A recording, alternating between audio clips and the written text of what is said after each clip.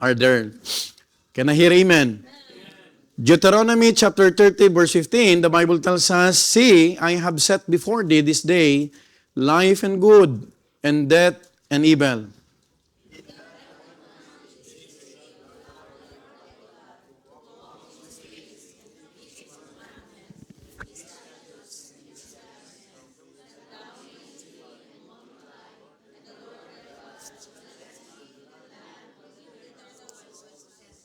Verse 17, But if thine heart turn away, so that thou wilt not hear, but shalt be drawn away and worship other gods and serve them.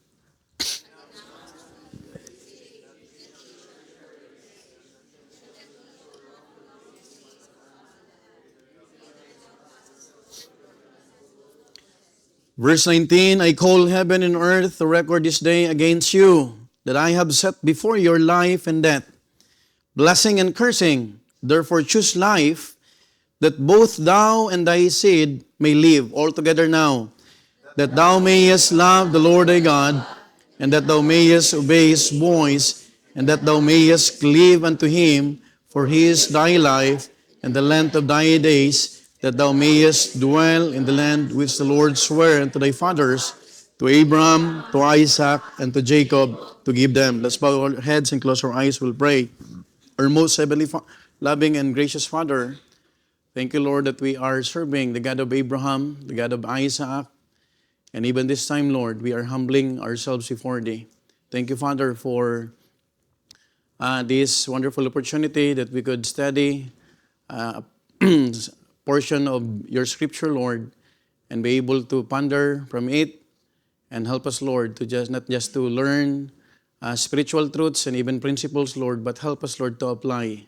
Thank you, Father, for this time that we could entrust even our visitors, give them the spiritual understanding, and even, Lord, thank you, Lord, for allowing us to gather once again in this place, to humble before Thee, to humble ourselves before Thee, and to ask Your divine favor to each and every one of us, Lord. Thank you once again, Lord. May you use Your servant, use me mightily, Lord, to be a channel of Your blessing. Help me, Lord, to be Your mouthpiece this morning, Lord. As we entrust everything to You, we claim the victory for our Sunday school service.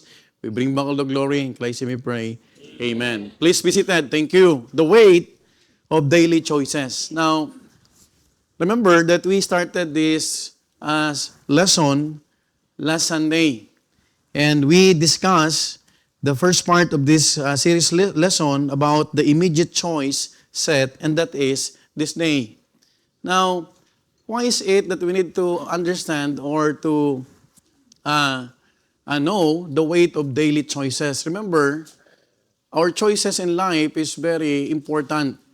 Why? Because as we make decisions, there are serious and long-lasting impact if we will make wrong decisions in life.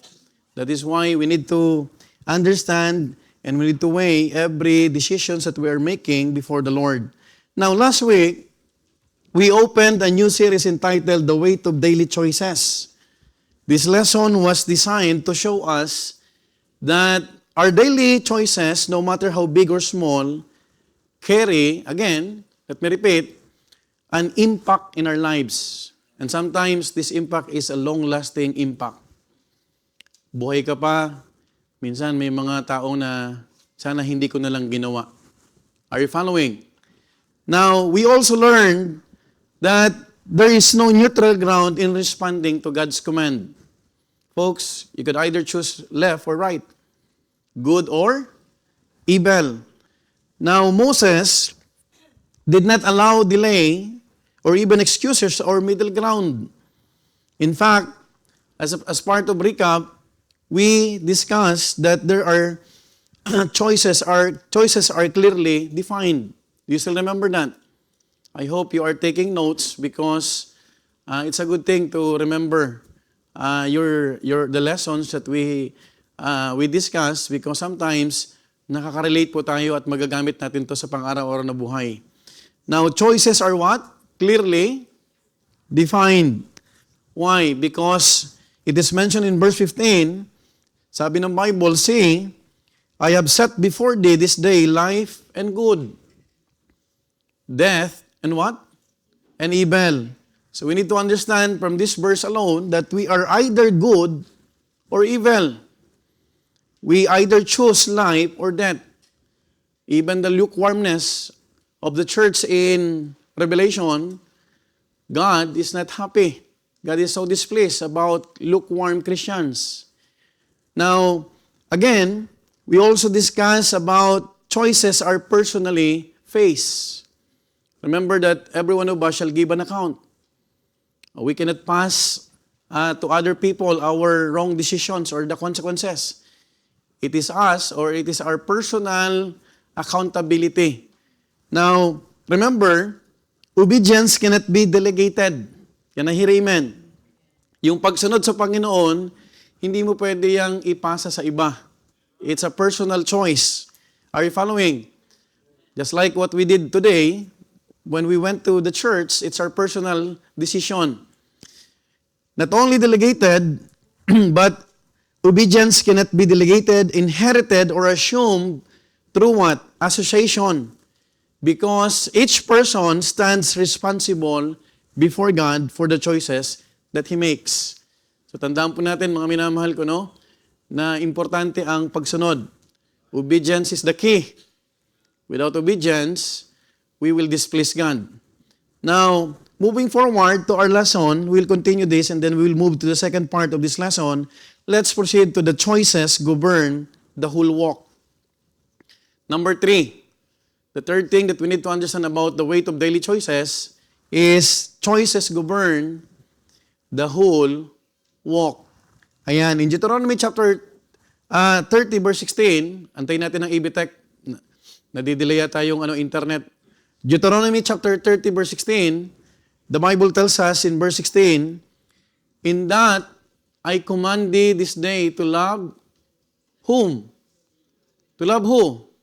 To love the Lord thy God, hindi natatapos doon, to walk in His ways, to keep His commandments and His statutes and His judgments, that thou mayest live and what?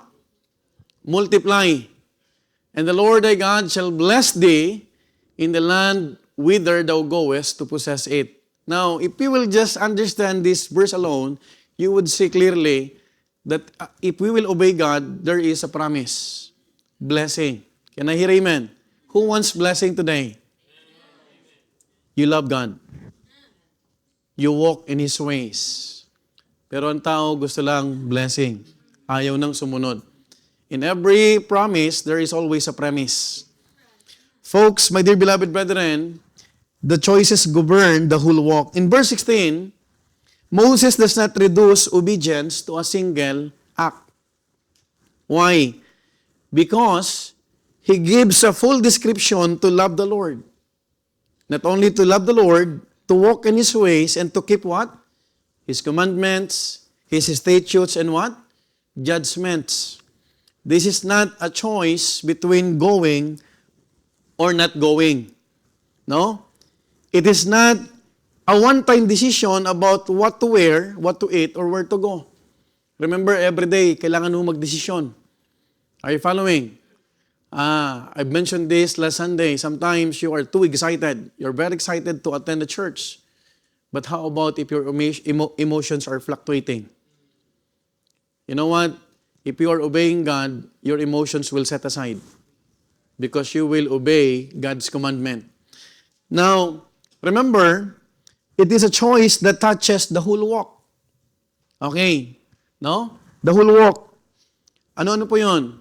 Number 1, the heart, and that is to love the Lord.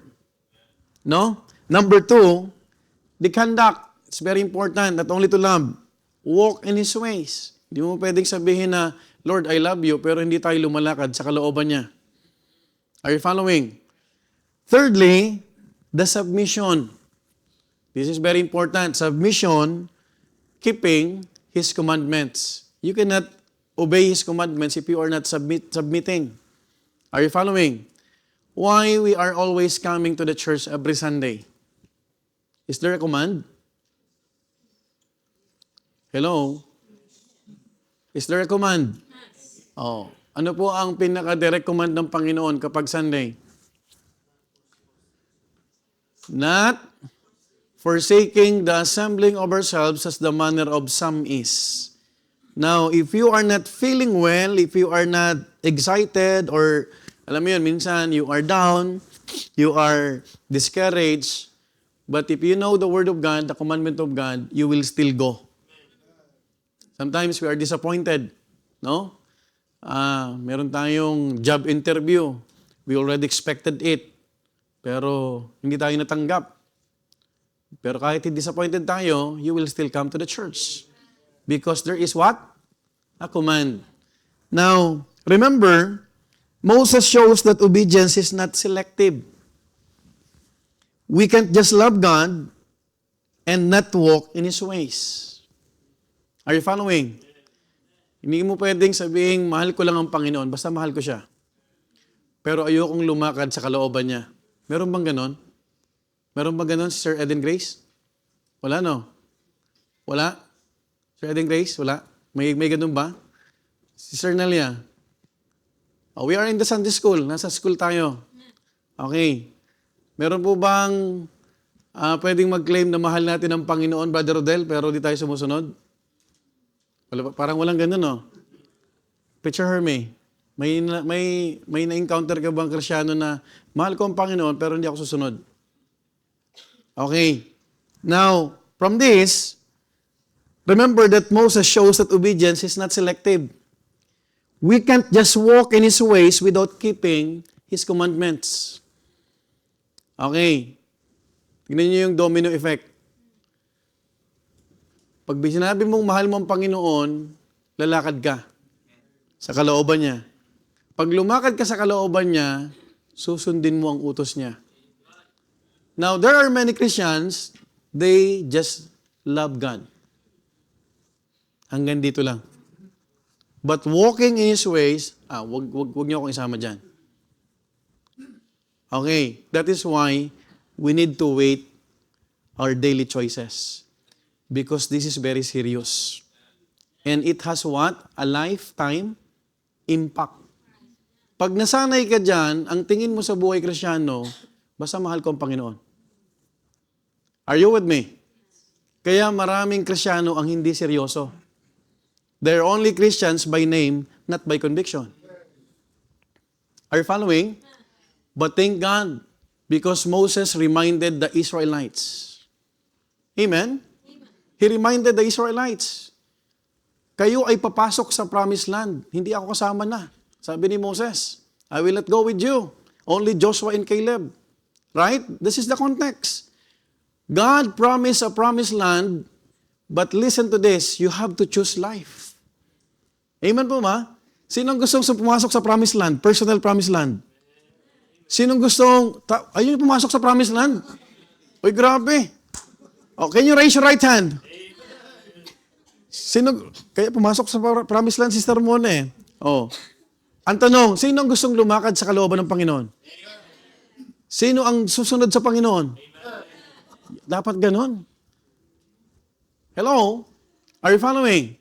Now, remember also that these are all intertwined. Hindi mo pwedeng pag-iwalayin yung isa.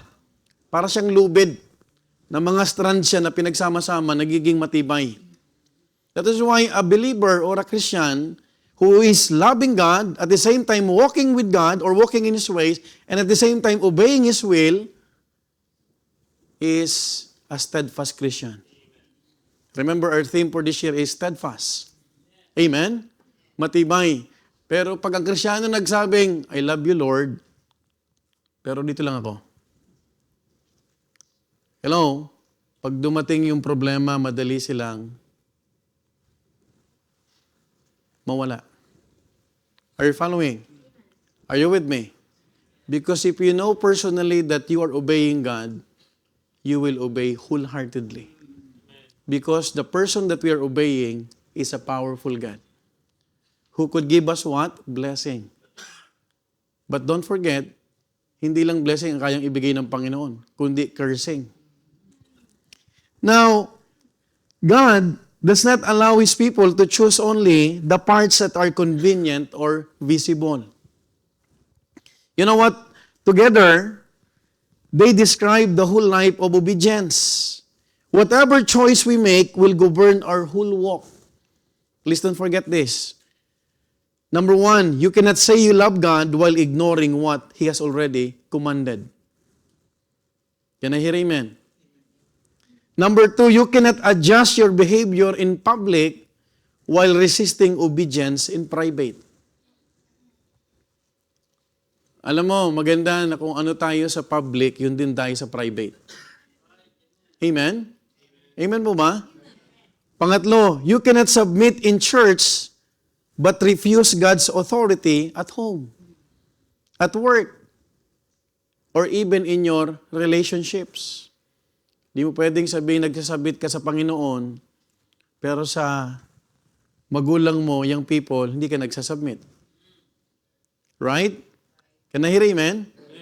Hindi mo pwedeng sabihin, mahal mo ang Panginoon, tapos hindi ka naman nagpapasakop sa asawa mo. Right? Tama po ba? Pero may context yun. Nagpapasakop tayo sa tama. Can I hear amen? Hello? Kasi pag mali na yung authority, hindi tayo pwede magpasakop. Is that clear? At work, sabi ng senyora, okay, tido 100 euro. Compra mi sigareta. What will you do?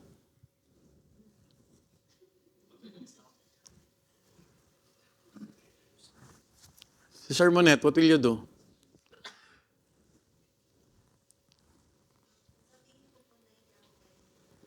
Yun. No? Palakpakan natin, Sir Monet. You know what? Sometimes it's really hard to exhibit our conviction. Amen? Pero kapag inalukan ka na ng bino, no? Alam mo, binigyan ng beer si Sir Laika. Sir Laika, what will you do, Sister Laika? Binigyan ka ng beer. Sabi ko po, no thanks. Promise, ha? No thanks. Harang, no thanks. Okay. You know what? You cannot be selective in obedience without redefining submission itself. You have to submit before the Lord. At the end of the day, ito yung dapat nating ma-establish, ma-instill sa puso natin. Nagsasubmit tayo una at higit sa lahat sa Panginoon. Amen? Kasi pag sa Panginoon ka nag-submit, okay na sa'yo yung sumunod. Right? There is a struggle about submission when you do not understand that you are submitting before the Lord. And I hear amen? Oh. Kahapon, I enjoyed the time with the Joy Ministry members. Some of them joined us sa Centrale. We just had a good survey at we found out na talagang mas maganda doon sa Cadorna. Kasi doon, ang mga biyahe malalayo. No? Sa Cadorna, may mga 4 Milano lang na area. But you know what? How about if this Joy, brethren, did not understand that what they are doing is for God's glory? Ang lamig, Pastor. Pwedeng sabihin ni Sir Ching, Pastor, pag summer na lang tayo mag-suluwining. Kasi malamig. But because of submission, kanino? Kay Pastor? No. Sa Panginoon. Amen?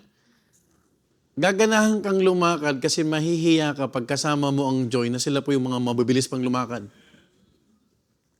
Hello? Are you following? Isipin mo, alam mo, yung edad mo 30 or 40, tapos sila nasa 50 na kasi mga Joy na nga eh. Nag-iikot, nagbibigay ng tracks. But thank God because we learned that doing that is for God's glory. Now, if choices govern the whole walk, then the real question is this: who is governing us? That's the question. Again, let me repeat, this is a very important statement. If choices govern the whole walk, then the real question is this: who is governing us? Sino ang nag-govern o nagko-control sa atin? Kasi, we found out that choices govern the whole walk. Right? Alam ba, pag pumunta ka ng church, ibig sabihin, you will go to the church. You will prepare. Amen? Pag pumunta ka ng church, excited ka kasi may bisita ka. Alam mo bang iba ang pakaramdam ng isang Kristiyano na may bisita? Right? Tama po ba? You will welcome them. And by the way, every one of us is important to the church. If you are a believer, if you greet someone, you are a greeter. Hello? And greeting people, most especially the visitors, is a ministry. Hello? That's why huwag mong tipirin na mag-greet. Be a greeter. Anong ministry mo? I am a greeter. Kahit malang sa pag-greet, tinitipid pa. You smile. Welcome po. Welcome back. We are so excited. I'm happy to see you. But when you say that, ramdam naman ng tao. Hindi, I'm happy to see you. Be a greeter. You don't need a title to minister. Amen? Minsan, ang problema, kailangan mo muna may titulo. Head. I am the head of the transport. You don't need to do that. You don't wait to have title to serve the Lord. There are many ways to serve the Lord. Amen po ba? And one good example is to become a greeter. Anong ministry mo sa church? I am a greeter. Oh, ministry. Yes, it's a ministry. Pag nakita kang nakasmile, alam mo dun sa church na pinuntahan ko, lahat sila parang mga anghel. But what will happen kapag ang bisita hindi na welcome? Or following, this is a dilemma. And I thank God because hindi pa naman nangyayari yan dito sa church. Sa Joy pa lang, lahat yan nakangiti. They are trained. May care, may connection, may continuity. Pag nag-backslide ka, patay ka sa continuity. Pag nagkasakit ka, hospital ka. May care. That is ministry already. Now, remember, Moses does not ask Israel to add God to their plans. He places God as the one to be loved, followed, and obeyed. I've mentioned this during our prayer and fasting. God has no plan A, plan B, plan C. He has only one plan. Kasi His plan is perfect. Mayroon tayo mga plan A, plan B, plan C. Pero ang Panginoon, isa lang. Now, why would you settle to 3 plans or 4 plans? If you can choose one plan. And that is the plan of God. Because if you will obey God, you won't regret. Just like this brother from Texas. Imagine, he was texting me through WhatsApp, I am here at the door. But I forgot my phone. Sabi ko, I just realized, sabi ko, may ushers doon ah. Right? And he opted to attend last Sunday, and even today. And who knows, he could find a love life. I'm just kidding, no? He's still young. He's still young, tender, and handsome next to the pastor. Do you agree with me? Okay. Now, remember, what you choose today will not stay in one corner of your life.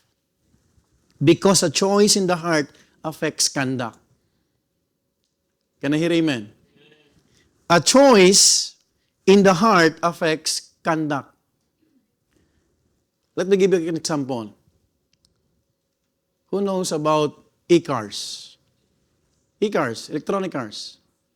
Do you see an e-car plugging at the gasoline station?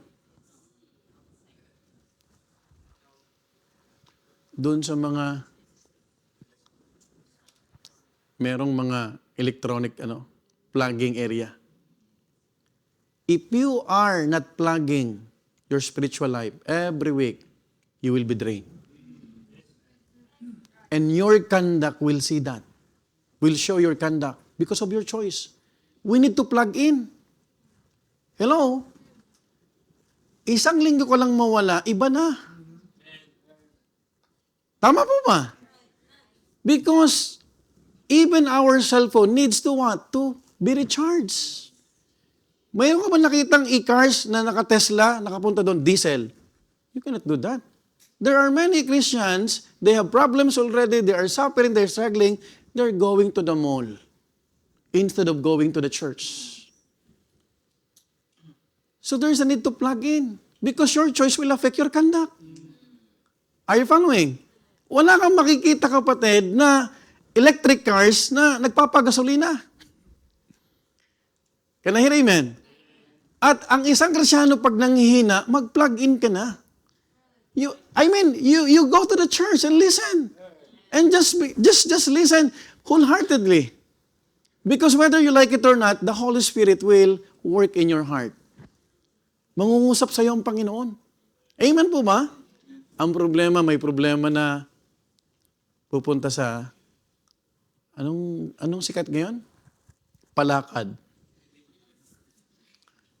Sasabihin pa, Pastor, masama ang pakiramdam ko. Pero sumama pala sa palakad. Alam mo minsan, nakakalungkot yung ganon. Kung umattend ka sana, nakapakinig tayo ng mensahe, na-revive ka. Are you following? But attending to a church is a choice. Amen?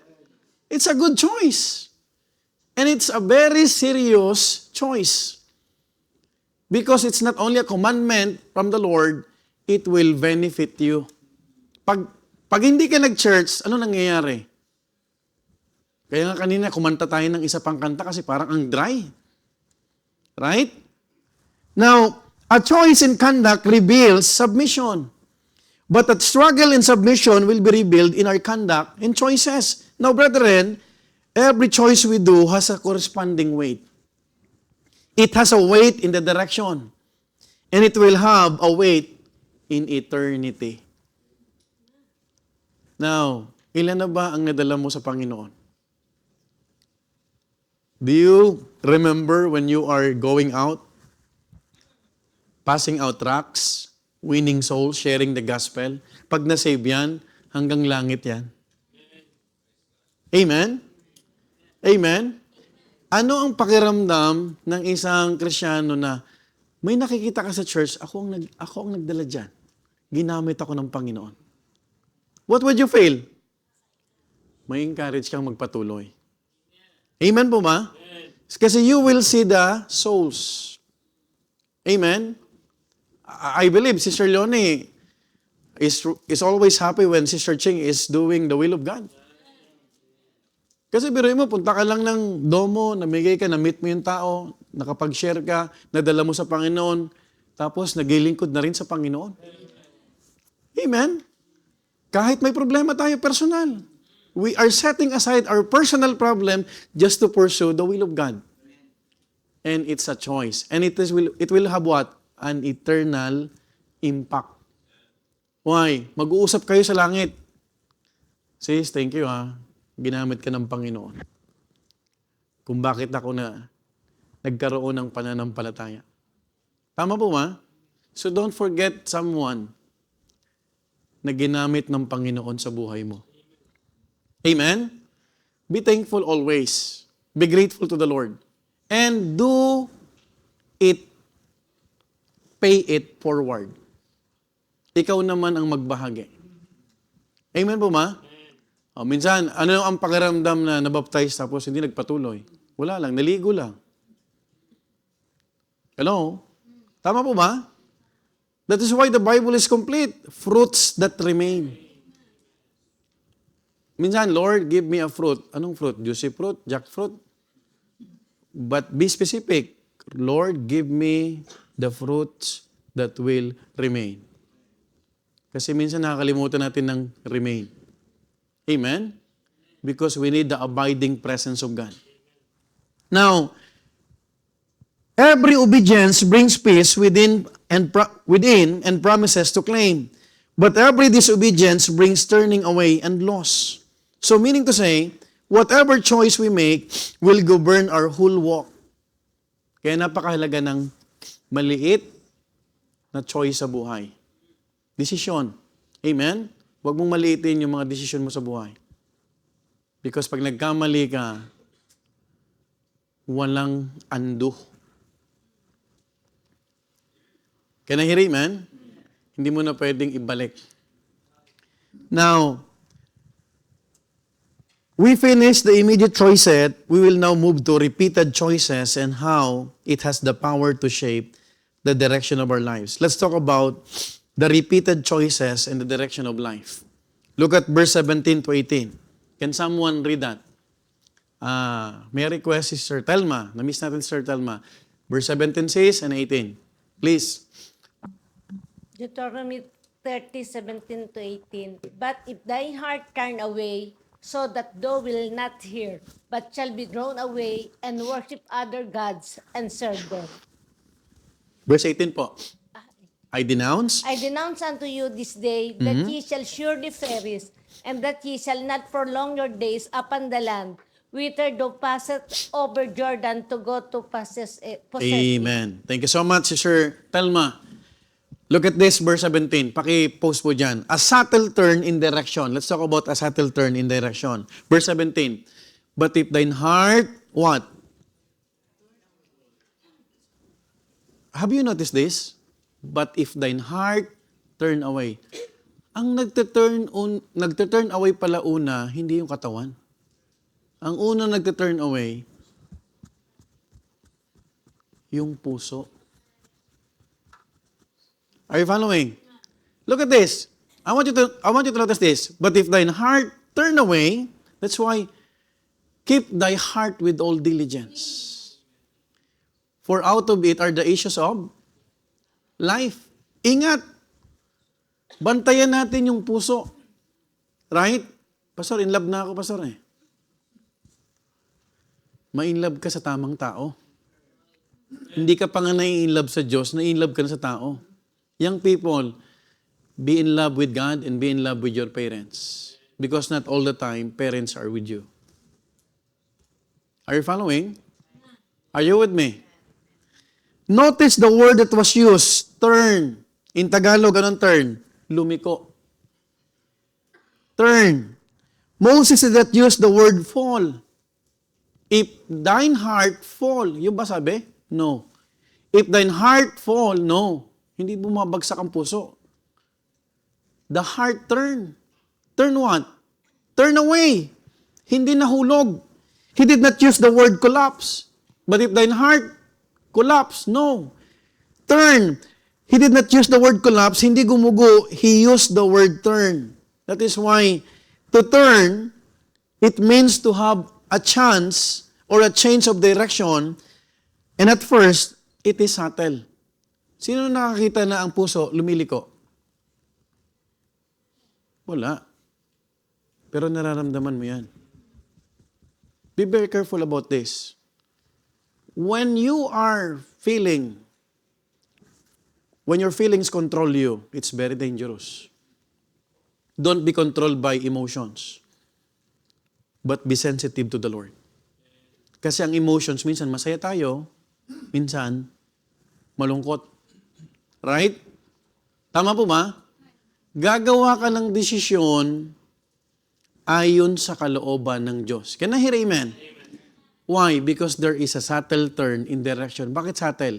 Hindi mo nakikita ang puso. Can I see your heart? No, I'm not an omniscient person. It's only God. He's an all-knowing God. Right? Maaring nakatingin ka sa akin, pero yung puso mo ba nasa Panginoon? Now, to turn means to have a change of direction, and at first, it's subtle. But before the turn is ever seen in our faith, it first begins in the heart. Do you agree with that? Pag ang puso natin ay lumiko at lumihis sa direksyon na itinakda ng Panginoon, ito ang pinagsisimula ng ating pagliko ng landas. Na-inlove ka. Kaso lang yung taong na-inlove mo, unbeliever, lumabas ng church. Ano ang unang lumiko? Hindi yung paa. Ito muna. That is why, Lord, examine my heart. Amen? Doon pa lang, ipapakita na ng Panginoon, you are a child of God. Don't forget that you are the son and daughter of the King of Kings. Kapag anak ka ng Diyos, you will choose what? Choose life. Sabi ni Moses, choose life, not death. Can I hear amen? Now, it is safer to stumble while in the race. But it is a tragedy when a person seems to be in the race while his heart has already turned from God. What does it mean? Minsan, nakakalungkot, nakakatakot, yung nandun ka sa loob ng church, pero yung puso mo wala na. Is your heart right with God? Are you still in love with God? Because maybe you're here, physically. But how about your heart? Amen? You can look at me, eye to eye, nagtitinginan tayo. Pero tanungin kita, yung puso mo ba? Sa Panginoon pa rin. Amen? Alam mo, ang taong in love, hindi mo siya tutulugan pagkausap mo yung taong mahal mo. Kaya ka natutulog at tinaantok, may problema. Biglang nagising ah. Of course, bilang tao, minsan inaantok tayo, you are dizzy, lalo pag uminom ka ng gamot because yung panahon medyo masama. Pero hindi naman lahat ng linggo masama ang panahon. Grabe ka naman. Linggo-linggo na lang masama sa'yo. Dinamay mo pa ang panahon. Summer na. Pastor, grabe yung virus. Alam mo, ang virus nandito. Sa puso. Are you following? This is the reason why Solomon repeatedly warns us about the heart. I mentioned this a while ago. Keep thy heart with all diligence, for out of it are the issues of life. Don't accommodate an unbeliever na mahulog ang loob mo. Kasi pag unbeliever ang nakasama mo, ililiko ka niyan sa maling landas. Ba't tahimik kayo? Are you following? One step slightly off, of course, becomes a new heading. Konting turn lang, konting liko lang, iba na ang nagiging direksyon. But there is a subtleness. Repeated choices train the heart where to go next. That's the reality. No one turns away from God instantly. Wala. Hindi totoo. Isang araw, ayoko na. Hindi totoo yan. Matagal yan. At nagsisimula yan saan? Puso. No one wakes up and decides to stop serving God. It starts with a small what? Turn. A small, I want you to notice this, insignificant change of heart.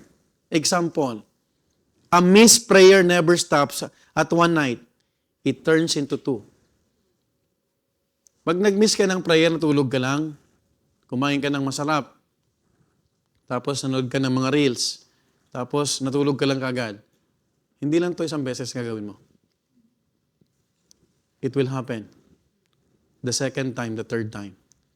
So, every day pala, magdidesisyon tayo. Amen?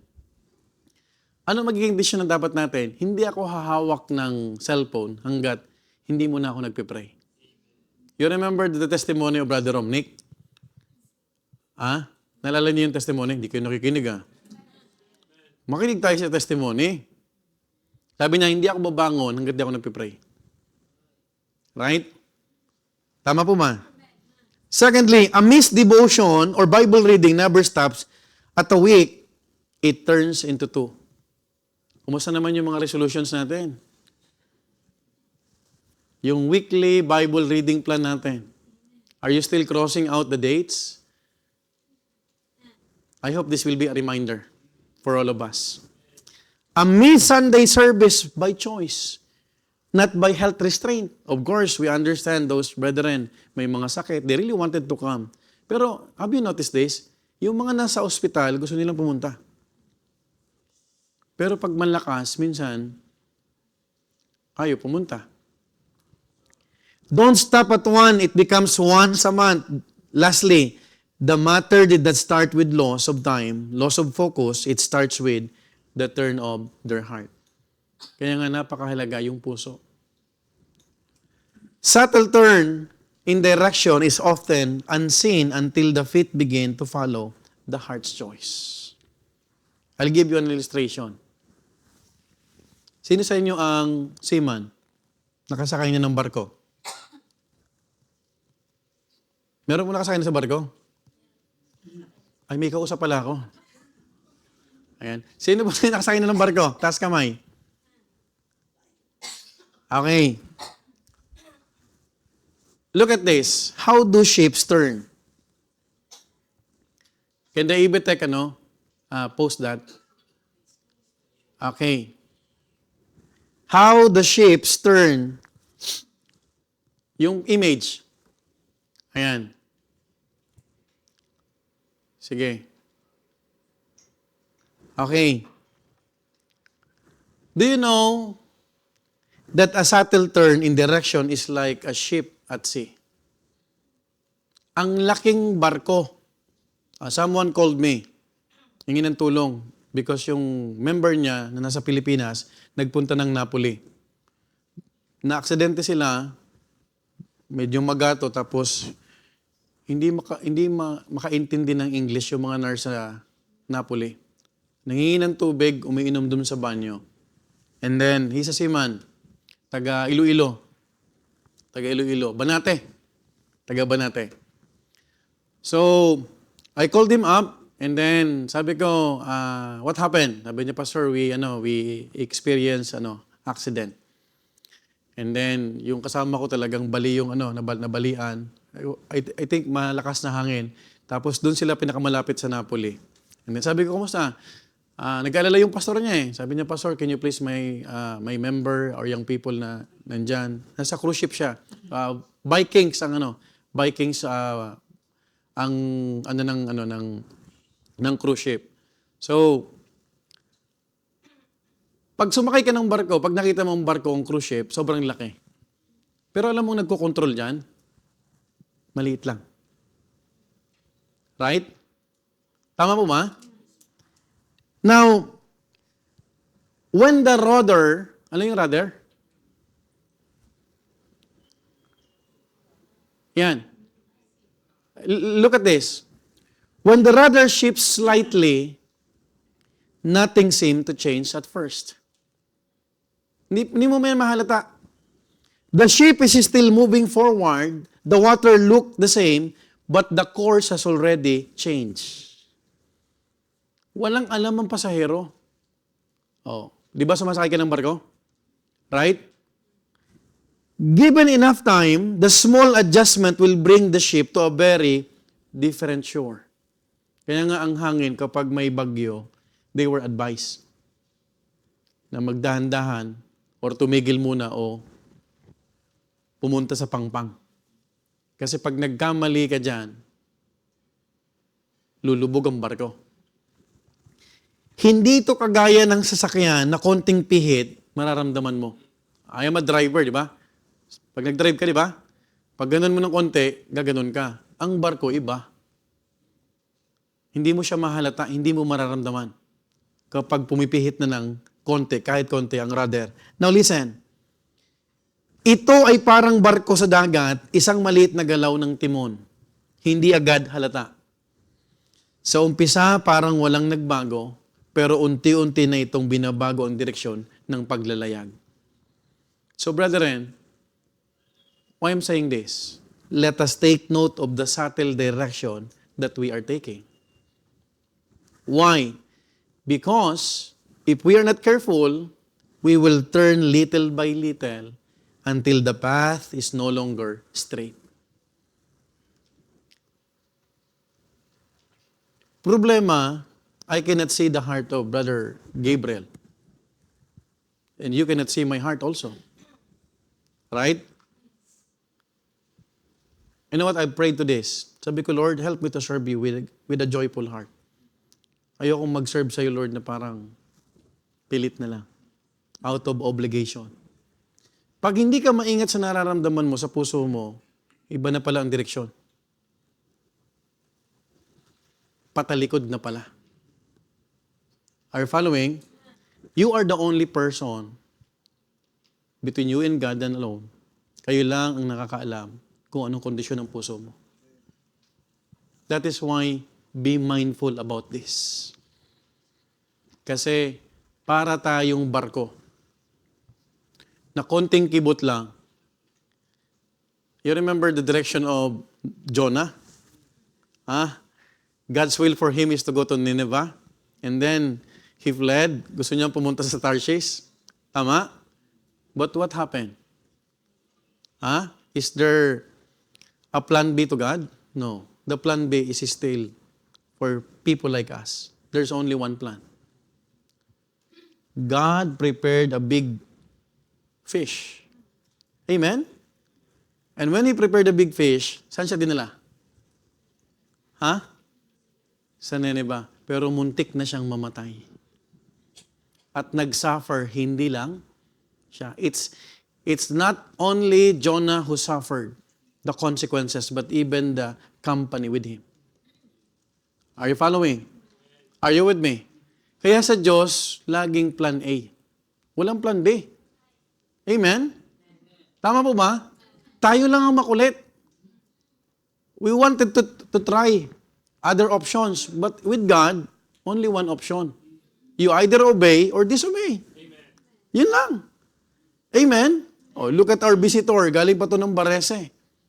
He could message Brother John, hindi mo na ako pupunta. Pero pupunta ka ng Milano from Barese just to attend. It's a choice. Right? It's a choice. Now listen kapatid, Proverbs 23 verse 19. Hear thou my son and be wise and guide thine heart in the way. Makinig. My son. Praise God, we are children of God. And be wise. And guide thine heart in the way. Kasi pag nagpa-apekto ka sa emosyon, merong consequences. God has prepared a way for His people. The promised land is within reach. But He warned them through what? Moses. Do not turn your heart away. Sabi ni Moses, choose life. Why would you choose evil and death if you can choose good and life? Amen? Huwag ka pupunta sa isang lugar na walang gawain ng Diyos at hindi ka nagagamit ng Diyos. Are you following? Madaling magdesisyon na lumipat ng lugar, pero ang lilipatan mo ba, kalooban ng Diyos? That's a question. Remember, blessings have its way to either direct us closer to God or turn our hearts away from God. You know what? God intends every answered prayer to anchor our hearts to Him. But sometimes, after the blessing is received, the heart makes a subtle shift towards complacency, indifference, and dullness. Ito mabigat sa Kristyano. Nung binigay na ang blessing, hindi makontento. Gusto pa ng more. More. Contentment with godliness is a great gain. Are you following? Are you with me? I'd rather stay in an African soil if that's the will of God for my family, rather than choosing to go to Antarctica or Greenland, where God's will is blurry. I will not take a risk. Mahirap magbaka sakali kung malinaw na sa iyo ang kalooban ng Panginoon. Are you following? And I hope and I pray that you will choose life, because the weight of daily choices matters. Konting maling desisyon, akala mo konti, but it will have what? Domino effect. Are you following? The weight of daily choices has a root. And its root is what? Found. Saan? Sa puso. Kumusta yung mga puso natin? Pastor, kakatapos lang ng executive check-up ko. No, I'm not asking your physical heart. I'm asking, how's your heart today? Are you still in love with God? Hello? Are you still excited serving the Lord? Folks, don't let your heart turn away from God. Amen? Dahil nagsisimula yan saan? Konting kibot lang. Lord, please, examine my heart. Help me to know thy will. Amen? Kaya nga, wait. You're weighing. You need to weigh. Titimbangin mo. Right? Kung ano yung kalooban ng Panginoon sa buhay mo. Number 2, let's talk about a gradual loss of guidance. Gradual loss. Kanina, ano yung kanina? Subtle turn in direction. Let's proceed to the gradual loss. Verse 17b, sabi ng Bible, so that thou wilt not hear. Alam mo ba, pag ang puso lumiko na, hindi ka na makikinig. That's what the Bible says. Sabi niya, kayo mga next generation, you will enter the promised land, but be very careful that your heart will turn away from God. Because if that heart will turn away from God, the next thing that will happen is what? You will not hear anymore. When direction changes, guidance becomes unwelcome. Right after the turning away of heart, Moses already predicted what will happen next.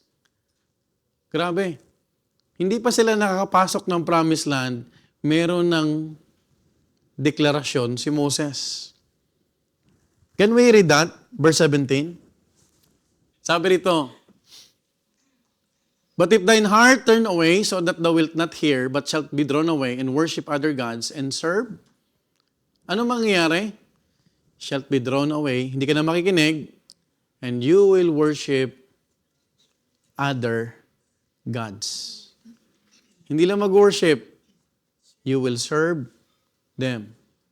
Ito ang problema. Pag ikaw wala sa kalooban ng Panginoon, whether you like it or not,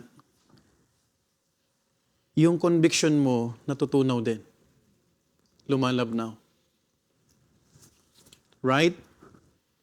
Yung ginagawa nila na dati mong hindi ginagawa, unti-unti mo na. Okay lang naman to. Okay lang. And you will start to what?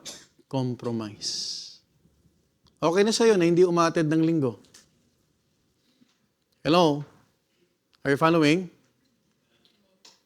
Nakikinig po ba kayo? And worship other gods and what? Serve them. Right after the turning away of heart, Moses already predicted what will happen.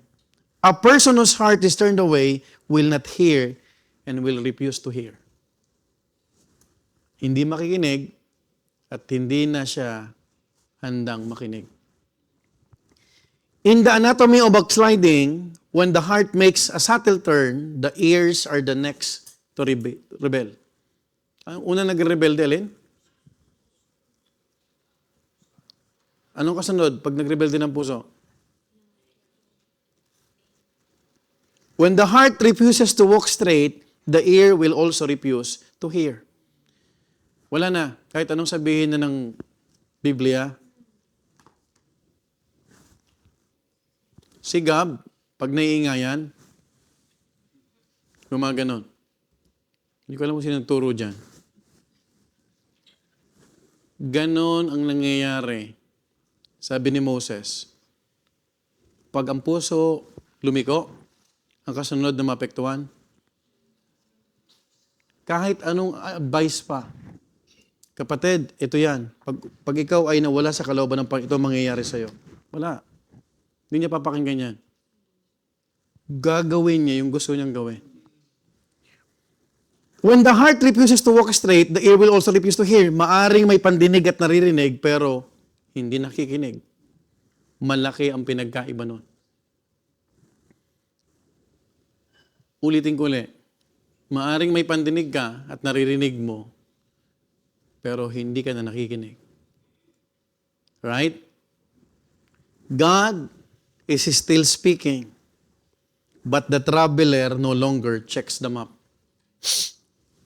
Kaya habang nangungusap ang Panginoon sa atin, why don't you choose life? Amen? Do you know why we refuse to hear when our hearts are swayed? Hearing stops because the heart already chose a direction. May pinili ng direksyon. We don't stop hearing God all at once. We stop listening repeatedly. Repeated refusal dulls o pinapahina niya ang discernment. Another illustration, and then dito tayo magtatapos. If the ABTech could flash that. Sino yan?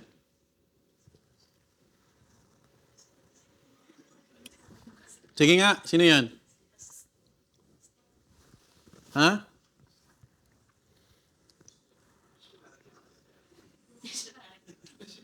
Hindi.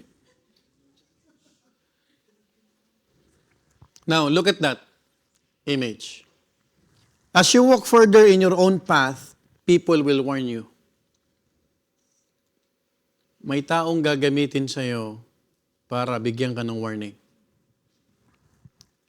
God will use someone to call you back. Balik ka na. Sis, tuloy ka. Brad, huwag ka dyan. But as you continue walking, the voice behind you fades. Ang boses, naririnig natin ng malinaw pag malapit tayo. Pero habang lumalayo ka ng lumalayo, palayo dun sa taong nagsasabi sa'yo, hindi mo na siya naririnig. Be very careful about that. Because at the end of the day, we are accountable before the Lord. And by the way, hindi lang ikaw magsasuffer. May anak ka. Saan mo dadalhin ang anak mo? Saan mo dadalhin ang pamilya mo? Kapag tinuloy mo ang kalooban mo. Are you following? And I believe you will agree with me. Lahat naman tayo, kapatid, nung naging Kristyano tayo, may mga ginagamit ang Panginoon sa atin na nagpapaalala. Pero minsan, kahit naririnig natin yung paalala, hindi tayo nakikinig. Right? Tama? Tama po ba? Not because it is not loud enough, but because you keep moving away. You know what? If you are that person, huwag ka na magturo, huwag ka na maghanap kung sino yan. Baka ikaw yan. You stop and go back to the Lord. Tigil mo na yung palayo mo. Kapatid, itigil mo yan. It's not too late. It's not too late. Choose life. Mahirap walang nagsisisi sa unahan. Lahat ng pagsisisi sa ulihan. Sana.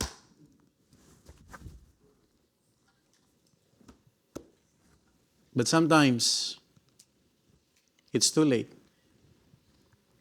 Sana nakinig na lang ako. Kanina tinatanong ko, sino yan? Baka ikaw yan. Baka ako yan. Hello?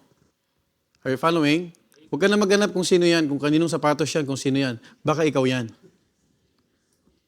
What you can do to stop. Lord, thank you for this lesson. I will not continue walking away.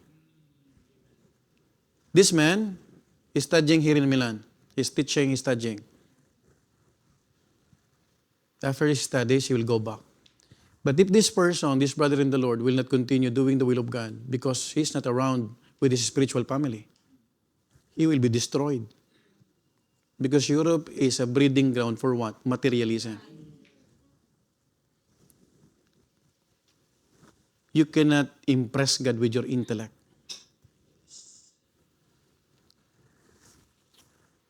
You can only impress God with your obedience.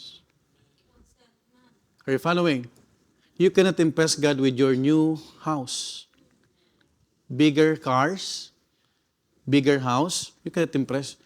Ano yung pagyayabang natin sa Panginoon? Galing lahat sa Panginoon yan eh. Right? Tama?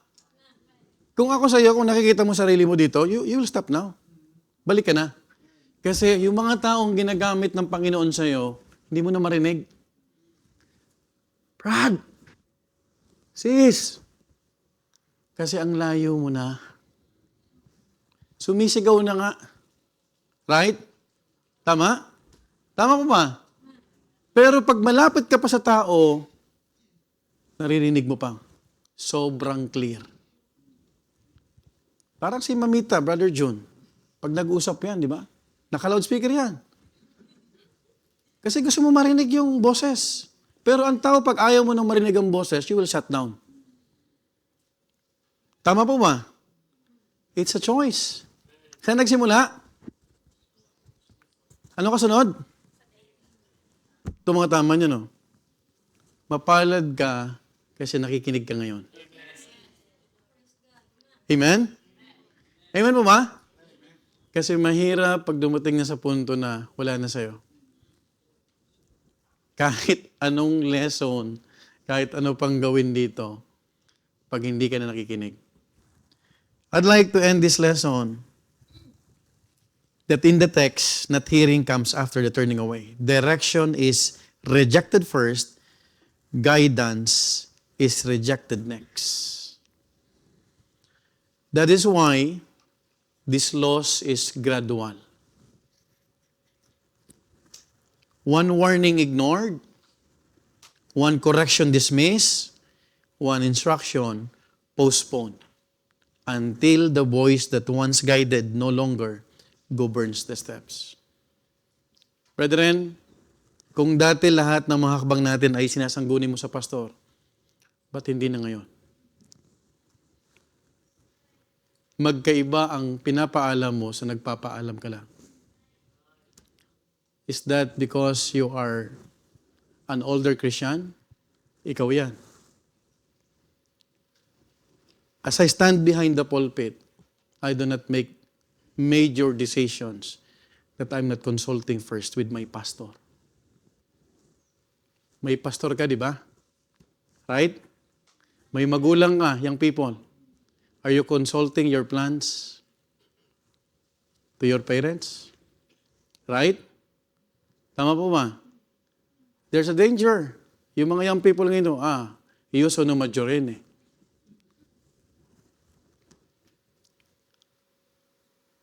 May magulang ka pa. Nakatira ka pa sa bubong ng bahay ng magulang mo. Are you following? Parang malulungkot kayo. Kung dati lahat ng mga hakbang natin ay sinasangguni sa Panginoon, ngayon gumagawa na tayo ng sariling desisyon at saka na lamang inaalala ang Panginoon. This is the gradual loss of guidance Moses warns about. It is a loss that happens step by step. There's no problem about the promised land. There's no problem about blessing. Do you know God can bless you wherever you are? Di yan sa lugar. Sa kalooban ng Panginoon. Right? I have friends. They migrated in the US. But now, they have a devastated family. Broken homes. But they have money. Hello? But I hope you will choose life. Not money. Because money is equal to God. But you cannot serve God and money at the same time. Learn contentment. Learn the value of weighing daily choices.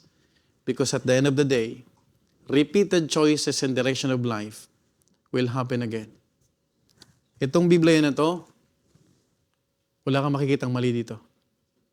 Everything written here are faithful and true. Kaya ito binabasa at binag-aaralan natin para maging guide natin. But I hope and pray you will choose life. Do you have any question? Are you blessed? Do you have any